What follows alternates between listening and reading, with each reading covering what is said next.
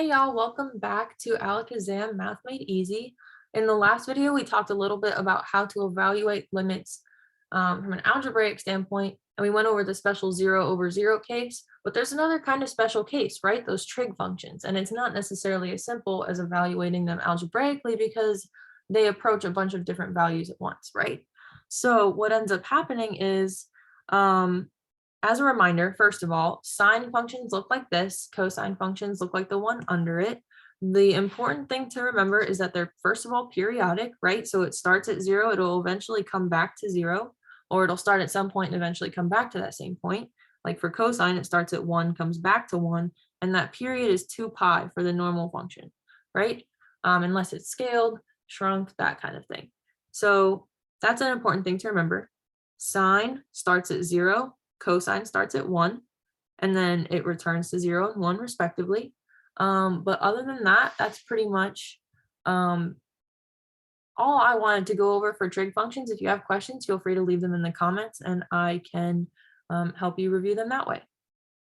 So there's a couple rules for evaluating the limits of trig functions, right? And honestly, the easiest way to know these is just to remember them, right? So for sine and cosine, like the limit as x approaches some value for sine and cosine, it's just plug them in. So this is plug and chug, and so is the cosine one.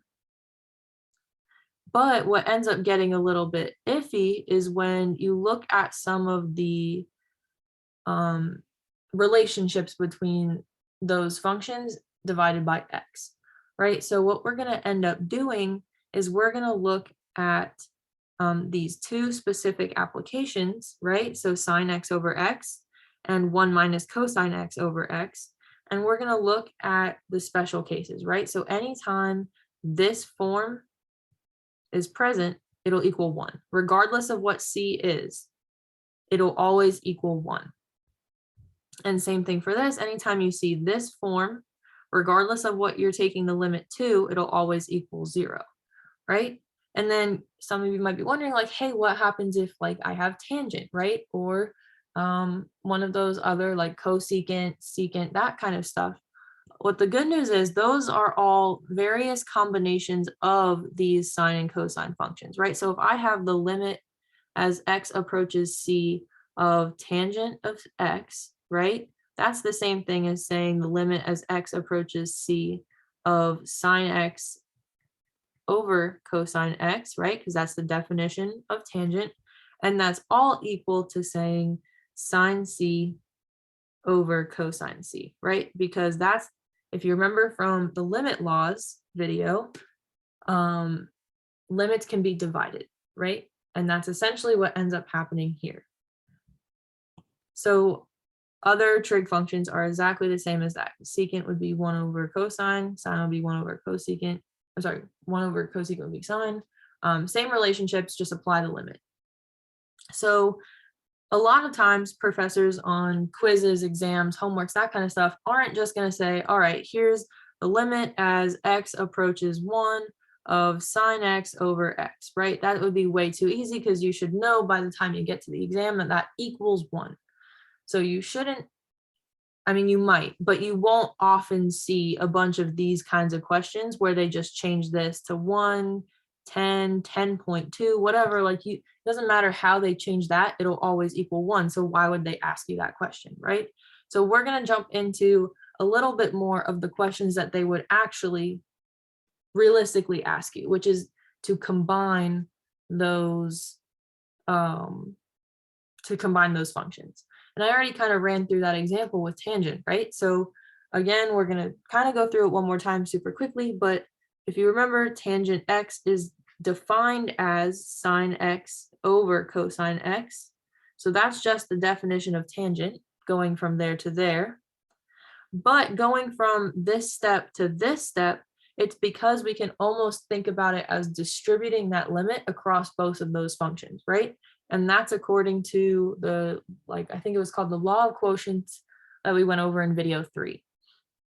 So that's how we got from there to there. And then we can evaluate these limits individually based on the law defined above, right? So this numerator is going to be an application of rule number 1, right? So I just plug in pi.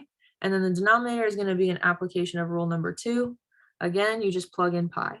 And then you just evaluate that. This step here, going from this to this, is super important that you know your unit circle, right? So that's how you're going to get those values. But then you just end up at 0, because remember from the last video, anything 0 over any number will simplify to 0. But again, that's kind of a pretty simple case, right? You're still just pulling out a sine and a cosine and then plug and chug that way. We're going to go into right now together a much more complex case, right? One that requires a little bit more finesse and looking at things from an overall kind of evaluating and pulling apart kind of perspective, right? So one thing to note, and some professors are a little bit pickier about this than others, but every time you rearrange this before you plugged in this number, you have to rewrite this.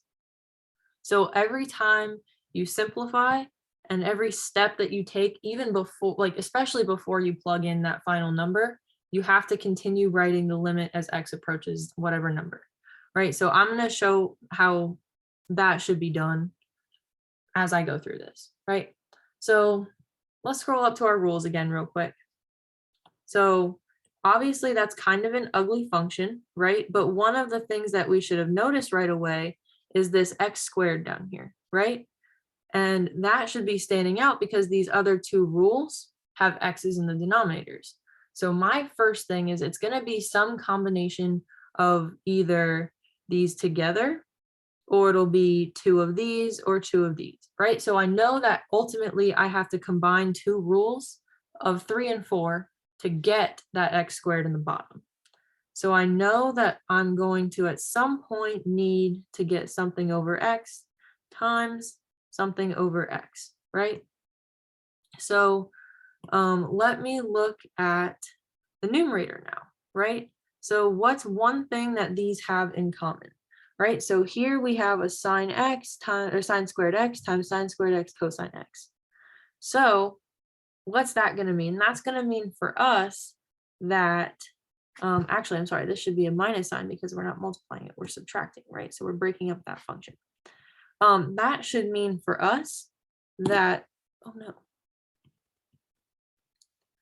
that we're combining at least a cosine, right? So we can't be combining 2 of the sine over x's because we have a cosine in there, and there's no way to shove a cosine into rule 3. So we know that one of these has to be 1 minus cosine x over x, right? And it has to be on the right side of the minus because that's where the cosine is in the ugly function. But we also don't necessarily just have a, we don't necessarily just have a 1 minus cosine x.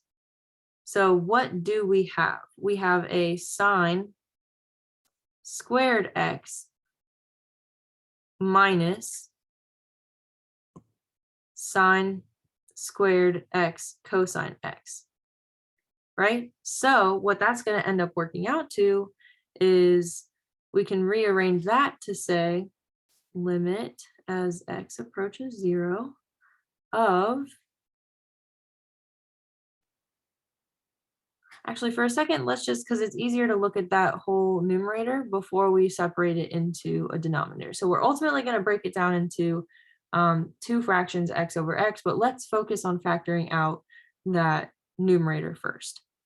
So what we'll have is we'll have a sine squared x, and if we if we essentially factor that out of the whole numerator, we'll end up with 1 minus cosine x, right? And that's what we want. We want to get this looking, this term, the 1 minus cosine x term, looking normal, looking how we want it to. So let's again jump into another simplification, because now we know that we have that 1 minus cosine x. So what can we do?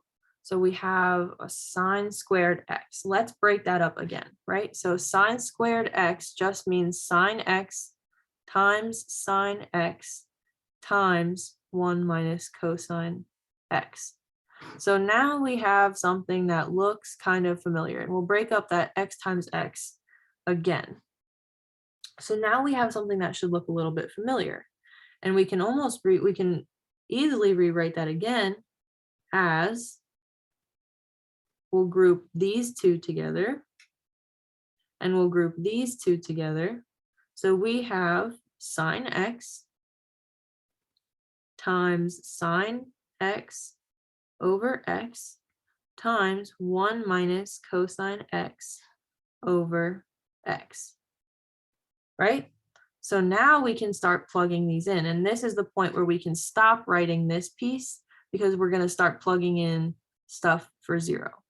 So what we're going to end up doing is saying sine of 0 times, this should be a rule, and this should be a rule. So let's go back up to the top. Sine x over x was 1, right? So that will always be true regardless of what c is. So we'll do times 1. And cosine x over 1 minus cosine x over x is 0. Again, regardless of what c is. So even if we got to this point and you weren't sure how to evaluate this, you should know that because you're multiplying by 0 here, the answer will be 0. The overall limit equals 0. But let's evaluate this just as a review, right? So we have our unit circle. Sine values correspond to the y coordinate, right? And we're looking at the sine of 0. So the y coordinate of that point is 0 anyway. So that would simplify into 0 times 1 times 0, which is 0. Regardless of what this number ended up being, it would have been 0, but because we want to evaluate it anyway, that would be 0 as well. So I hope that kind of helps you review. Honestly, the best way to get good at breaking down these equations is practice. And a lot of Calc 1 classes now use like online components, like online math submission homeworks instead of textbooks. So those online math submission websites should have like question banks that you can have access to, and you can select a type of question. So you could absolutely have just a repeating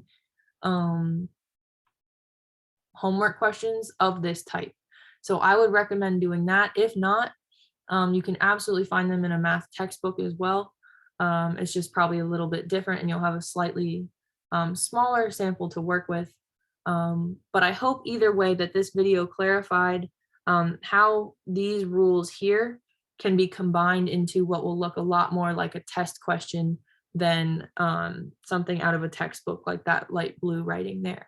So if you learned something from this video, please like it. If you're interested in hearing more about Calc 1 and referring to these videos down the line, please subscribe to my channel and hit the bell if you want to get updates when I upload new videos. If you have questions, leave them in the comments, and otherwise, as always, best of luck.